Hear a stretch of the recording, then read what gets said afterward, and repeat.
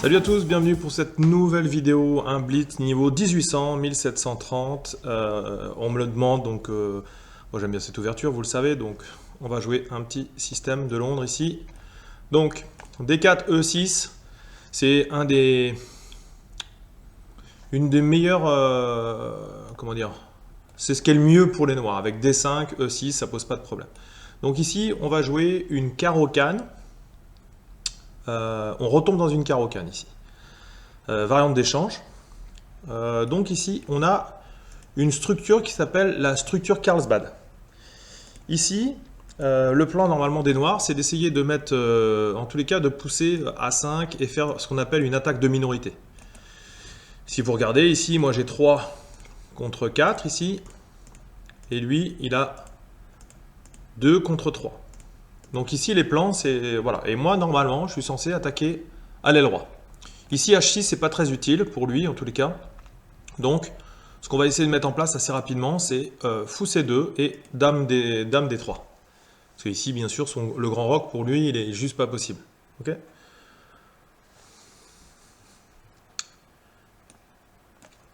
Donc là, je mets dame B3, dame B6.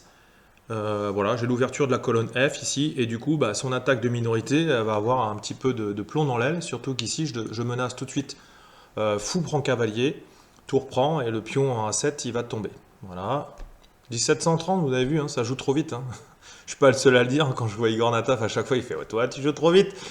Donc lui, il joue trop vite, donc on va regarder s'il n'y a pas d'embrouille quand même, mais ici, je pense que je gagne le pion A7 standard.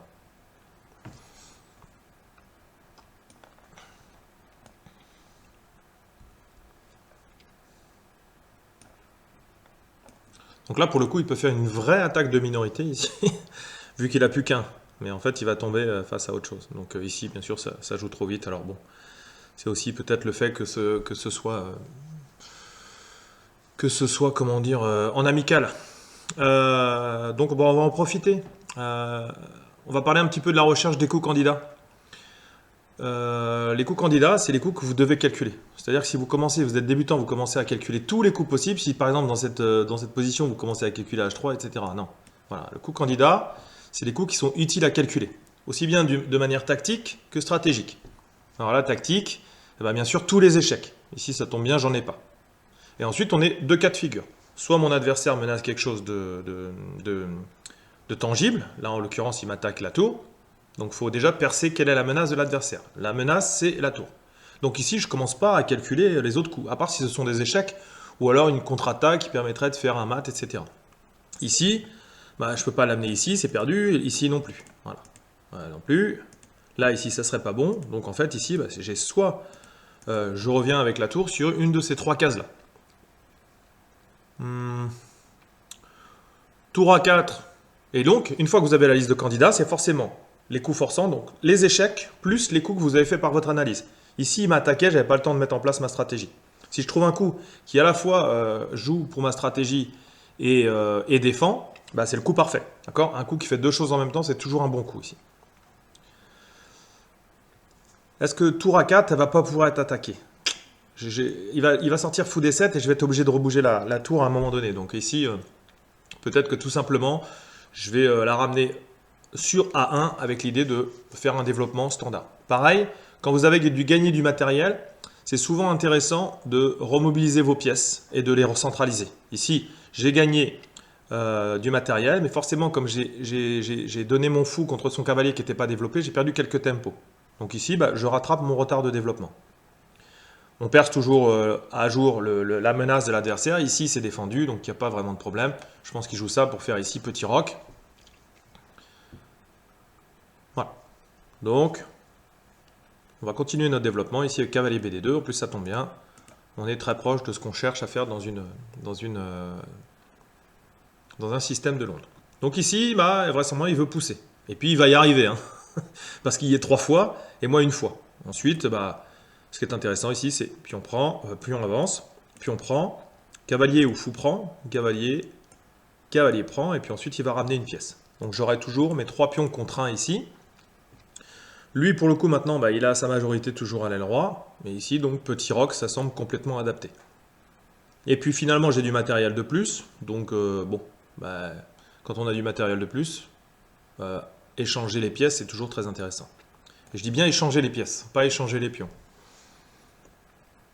Menace fourchette, j'ai pas trop le choix que de prendre ici. Ou je pourrais prendre avec le cavalier, en tous les cas un des deux, parce que lui il va reprendre. Le seul avantage qu'il a, c'est la paire de fous. Donc ici, il doit reprendre avec le cavalier.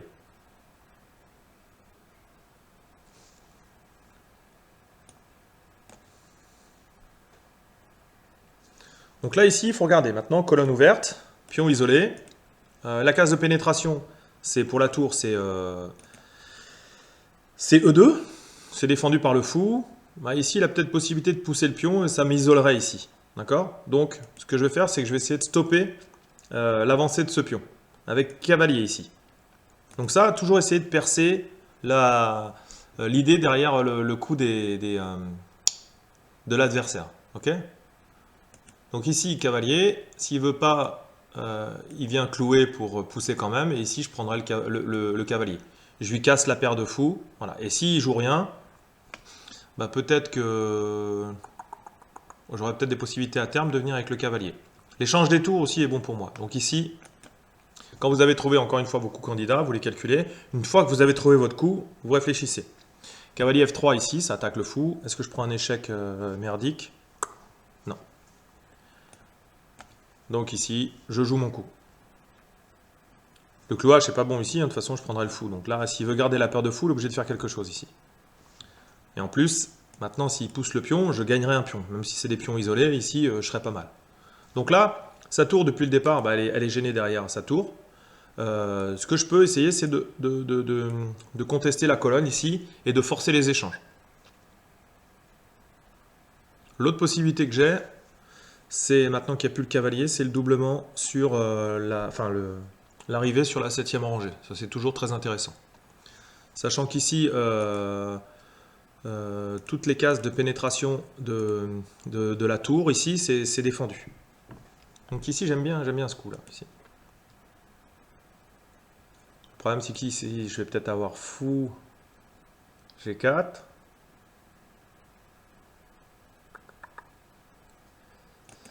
Ouais, c'est que maintenant, il menace quand même, fou G4, de pousser. Bah, comme j'ai le temps, et qu'il est un petit peu... peut-être que je peux jouer H3 ici, dans cette position. Ce qu'on appelle des coups de prophylaxie. Il faut vraiment que je vérifie D5, la perte du pion. Ça ferait quand même 2 pions d'avance. Et ensuite, après, je pourrais supporter le fou ici. Donc ça semble correct. Donc l'idée, c'est toujours la même chose. On essaye de jouer simple. D'accord? Et quand vous avez l'avantage matériel, vous inquiétez pas pour le temps. D'ailleurs, on me demande souvent quel est l'intérêt des blitz. Bah, les blitz, c'est ça. Quand on joue de manière très rapide, c'est de pouvoir finir une partie dans laquelle on a un avantage. Et de pouvoir le finir assez rapidement. Donc là, ici, ça l'a obligé à remobiliser le fou, ici.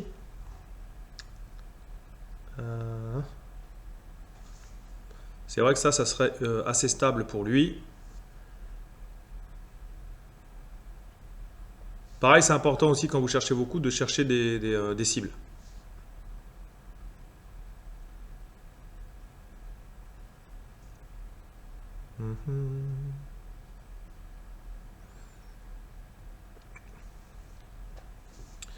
L'idée sur C6, fou C6, j'ai bien envie de jouer et de l'embêter un petit peu avec mon pion ici.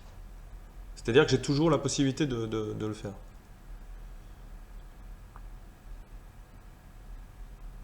Après, j'ai cavalier de suite, hein, cavalier D4. Mais sur l'échange, je lui casse sa paire de fous, mais j'ai une structure qui n'est pas terrible.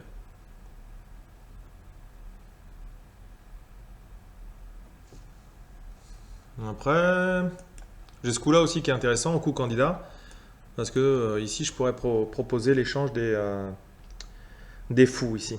Il ne pourrait pas y faire grand-chose d'ailleurs.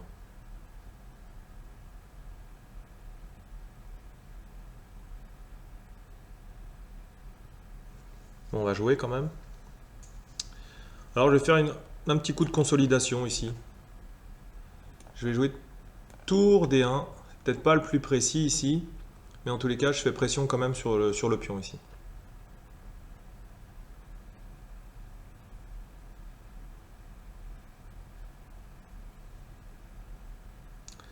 Donc là, cavalier, ça devient quand même une menace.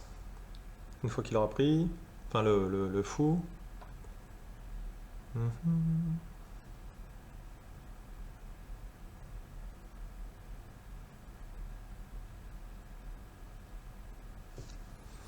Allez, je vais jouer tour à 5 et puis je vais quand même me dépêcher parce que sinon je vais vous faire stresser. Bon voilà, il joue très très vite, il veut peut-être doubler, mais en tous les cas ici... euh, Est-ce que je peux jouer C4? 9. Ou F4. Je menace non plus. Ouais, je vais partir sur mon idée première ici.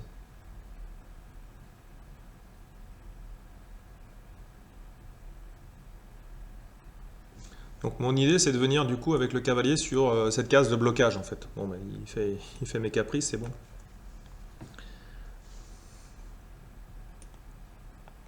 Donc là maintenant c'est la réalisation tactique, hein, technique on va dire. Ici il y a deux pions, deux fruits mûrs on va dire, hein. Donc ici l'échange des tours me gêne pas du tout, il va sûrement revenir, mais en fait je prendrai à chaque fois un fruit mûr, un de plus que lui quoi. Donc j'ai pas de problème particulier. En plus il est gentil, il est gentil. Donc je remobilise, prise. Bon, il pense qu'avec 20 secondes il va gagner, mais malheureusement avec 4 secondes de rajout, ici je pense que ça va pouvoir le faire. Si je fais pas de d'ânerie. Voilà, l'idée c'est qu'ici cette tour, elle est pour, cette colonne elle est pour moi.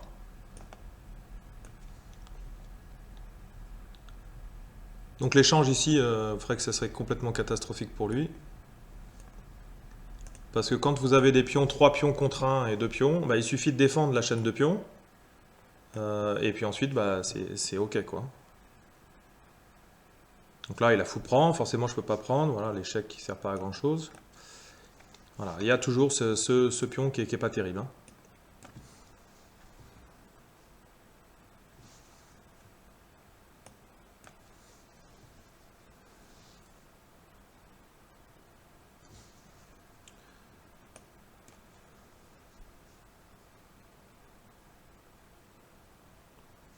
Donc l'idée, bah, c'est de jouer la mobilité des pions hein, sur l'aile dame. J'en ai 3 contre 1. Donc ça doit finir par un pion passé. C'est obligé, hein. Cavalier qui défend ici, pas de problème. Donc je peux continuer à essayer de créer mon pion passé.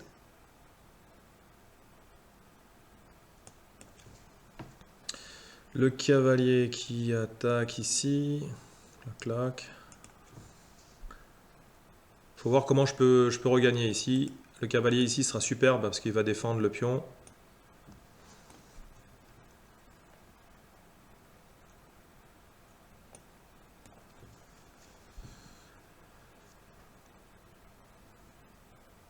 Mhm.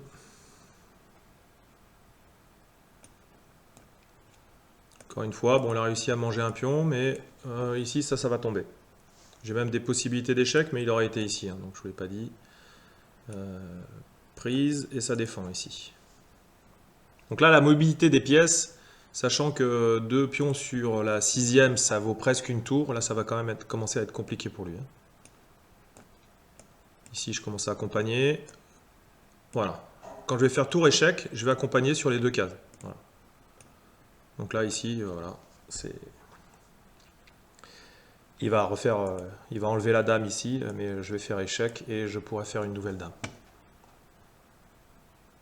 Donc c'est l'avantage d'être confiant sur la réalisation technique en finale, c'est que ça vous fait gagner aussi du temps sur votre milieu de jeu. Voilà. Plus, que je fasse pas de mousse slip comme on dit, plus vous avez travaillé les finales et plus vous êtes confiant sur la finale avec un rajout de 4 secondes à chaque fois. Voilà, c'est qu'une question de technique comme on voit parfois. Voilà. Mais il n'y a pas de problème là-dessus. L'idée c'est de prendre aussi ici. Est-ce que c'est possible? Tour prend, fou prend, pion prend, tour prend. Ouais, ce serait catastrophe. Donc on prend avec le fou ici. Bon voilà. Ok.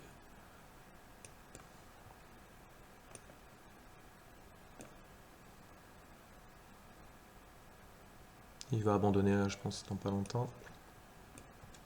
Pareil, si pareil il veut là, on s'en fout.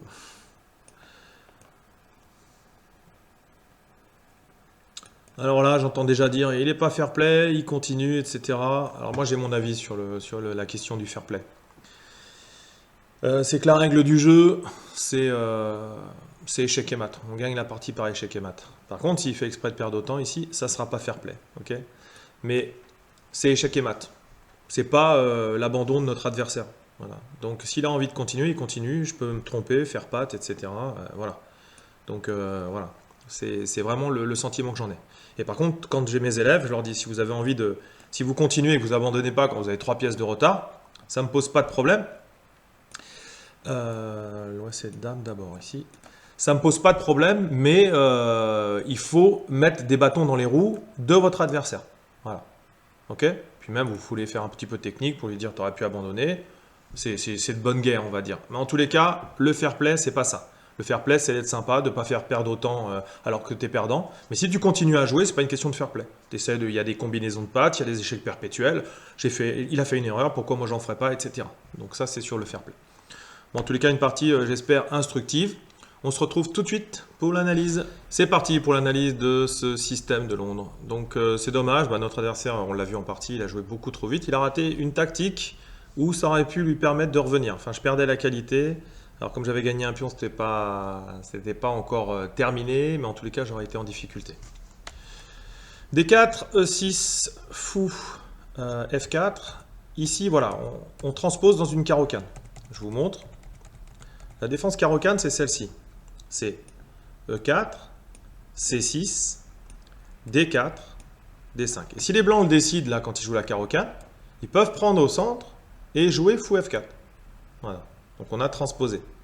Et si vous regardez la position que nous avons jouée, ici, pardon, hop, voilà. Il y a une interversion de coup, mais ici, on est dans la même position. C'est la position ici. Je vous montre.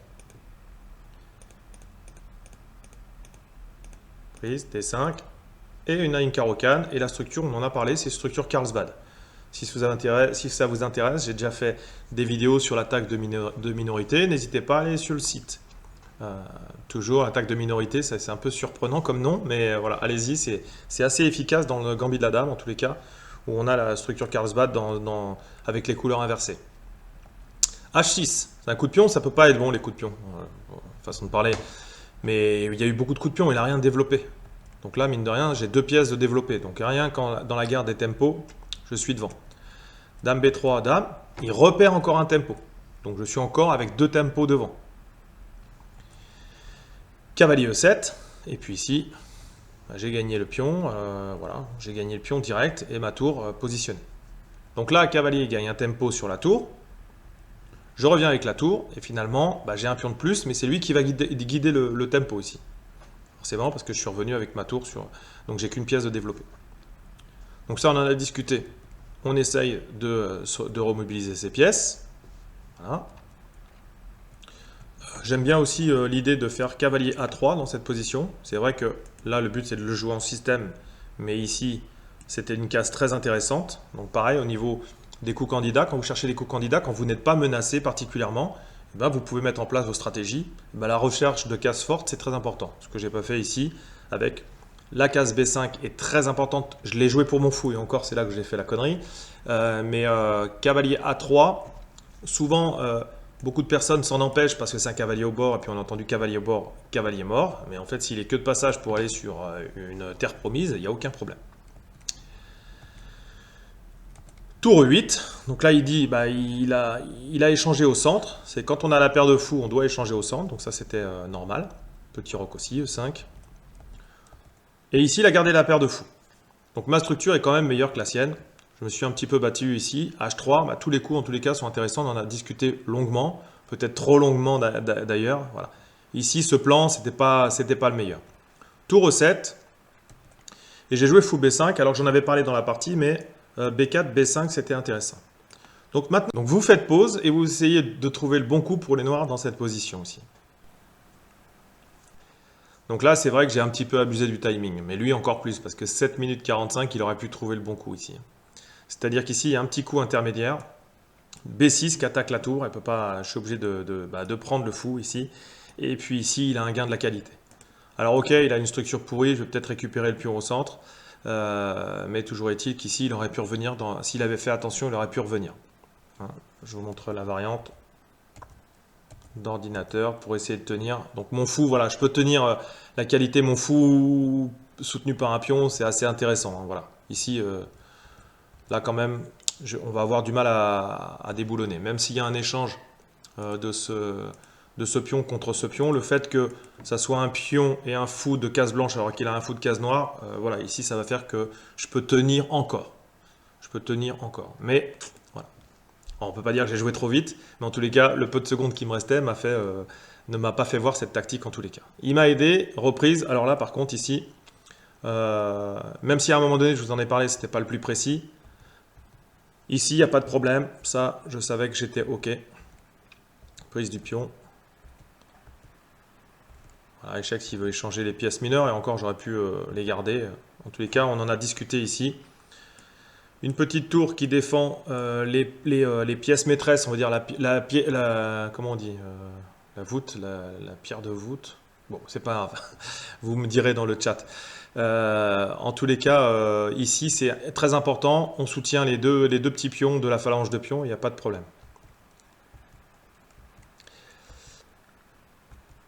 Ouais, ce coup ici, déjà, c'est pas le meilleur. Parce que ici, en fait, bah, il aurait pu revenir. C'est-à-dire que sur la prise, alors il aurait pu revenir. C'est-à-dire que sur prise du pion, bah, c'est plus si simple. Ma structure, elle est un peu pourrie ici. J'ai beau avoir 2 pions d'avance, je vais avoir du travail ici. J'ai toujours l'avantage, mais c'est... Voilà, vous connaissez la petite boutade qui dit toutes les finales de tour sont nulles. Ici, ça aurait été un petit peu plus embêtant. Ce qu'il n'a pas fait, il vient m'attaquer la tour échec. Donc là, le fait que le roi soit un petit peu coupé de l'action, ça m'assure quasiment le gain. Donc là, ici, quand on a une majorité à l'aile dame ou n'importe où, le but, c'est la création d'un pion passé. Même si de temps en temps, on perd un petit peu de matériel.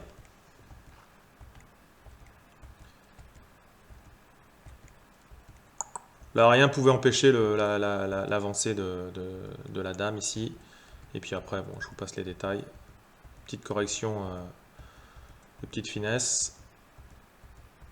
Là, ici, on se crée le deuxième pion passé. Voilà. Et puis ici, mat. Bah, écoutez, j'espère que cette vidéo sur le système de Londres que vous me demandez beaucoup en ce moment vous a plu. J'essaierai quand même d'alterner quand même avec les noirs de temps en temps. Vous avez vu notre adversaire 1730. Donc on n'est pas sur des parties à 1300, 1400, d'accord? Dans vos propres parties, essayez de jouer simple. Ça ne veut pas dire de jouer vite, de jouer n'importe quoi. C'est quelle est la menace de mon adversaire? Déjà, la première chose, je dois parer la menace. Si en plus, en parant la menace, je réussis à réaliser mon plan stratégique, tant mieux. Mais ce n'est pas la priorité. La priorité, c'est défendre la menace. Ensuite, petit truc, c'est qu'un coup qui fait plusieurs choses en même temps, c'est souvent un bon coup. N'hésitez pas à laisser des commentaires, un petit like, ceux qui veulent un petit don pour la chaîne. Voilà, là je suis en train de faire une belle configuration informatique et puis bientôt une formation pour vous proposer des vidéos encore de meilleure qualité. Donc n'hésitez pas à soutenir la chaîne. Voilà, je veux que le contenu reste gratuit. Pour ceux qui ne supportent pas la publicité, bah, tant pis, vous pouvez mettre Adblock, bien sûr.